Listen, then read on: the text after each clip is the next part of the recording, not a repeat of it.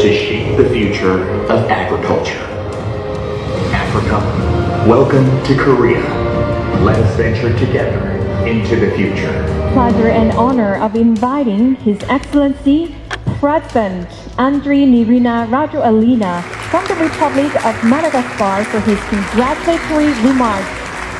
C'est avec un grand plaisir que je prends part à cette conférence sur l'agriculture et la sécurité alimentaire dans le cadre du sommet Corée-Afrique. Nous sommes aujourd'hui réunis dans l'objectif d'impulser une nouvelle dynamique de coopération entre la Corée et l'Afrique dans ces domaines vitaux pour nos populations. Madagascar, notre ambition est de développer les activités agricoles et de transformer l'agriculture de subsistance en agriculture intensive. En dépit de nombreuses réalisations, beaucoup reste à faire pour que les filières agricoles puissent contribuer davantage au développement économique national. En effet, nous disposons de plus de 36 millions d'hectares de terres arables, mais malheureusement, 2% de ces terres seulement sont exploitées. De nombreux défis sont encore à relever, tels que l'atteinte de l'autosuffisance alimentaire, la sécurité foncière, la maîtrise de l'eau, l'accès aux intrants et crédits agricoles, l'amélioration des circuits de commercialisation.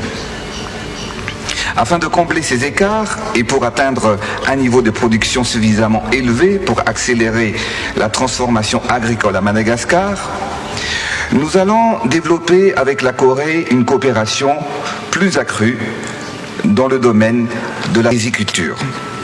J'aimerais d'ailleurs saluer l'initiative KRS Belt, initiative initiée par la Corée, qui est un témoignage de partenariat fructueux que la Corée a tissé avec les pays africains. Vous savez, on assiste souvent et toujours à des sommets. Il y a toujours des discours, mais très peu d'actions. Mais je tiens à féliciter principalement la Corée parce que pour la première fois, le sommet est accompagné d'actions et je suis convaincu que nous allons très loin changer le continent africain et merci à la Corée. Mais vous savez, la filière riz est d'une importance stratégique pour le continent africain, mais aussi pour Madagascar, car c'est l'alimentation principale de l'ensemble de la population.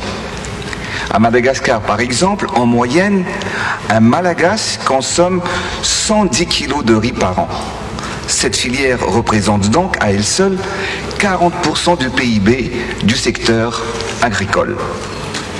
Avec près de 80% de la population active vivant en milieu rural, travaillant dans la riziculture, le riz est crucial pour assurer les revenus des ménages et la stabilité socio-économique du pays. Je me réjouis ainsi de la signature du protocole d'entente entre Madagascar et la Corée, qui marque une étape significative de notre engagement commun à améliorer la production agricole.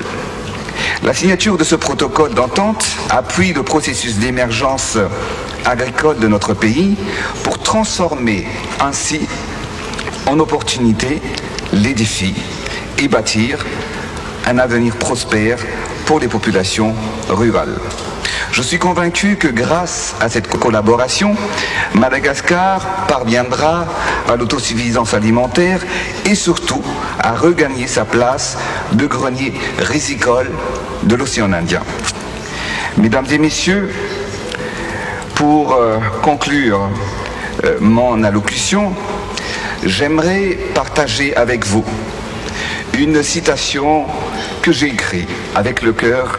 Vous savez, un bon père de famille, c'est celui qui sait nourrir sa famille.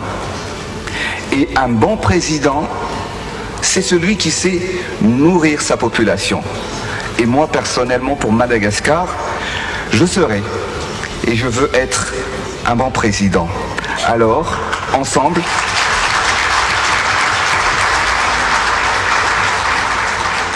Alors ensemble, semons les graines du développement pour nos familles, pour nos pays et pour la planète. Vive l'amitié entre la République de Corée et Madagascar. Je vous remercie de votre attention.